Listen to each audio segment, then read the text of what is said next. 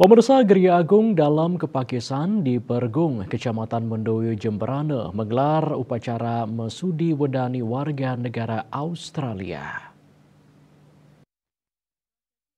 Bule masuk agama Hindu ini turut disaksikan Parisada Hindu Dharma Indonesia Kabupaten Jemberana, Manggala Desa Adat Pergung, Puri Agung Jemberana, serta pihak keluarga Taylor Matthew Airy asal Sunny Coast, Queensland, Australia, yang mengikuti Sudi Wadani.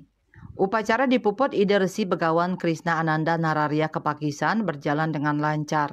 Sebelum melaksanakan upacara pindah agama ini, Taylor juga mengikuti proses administrasi dan surat pernyataan dari PHDI yang juga ditandatangani oleh pihak keluarga. Sulinggih yang juga melayani umat di Jimpi Australia ini sudah 2 kali menggelar Sudi Wadani warga Australia dan mendapatkan dukungan dari PHDI Jemberana. Secara bertahap, Ide Sulinggih akan terus membimbing umat di Australia ini untuk menjalankan Dharma agama Hindu. Surya Dharma, Bali Post melaporkan.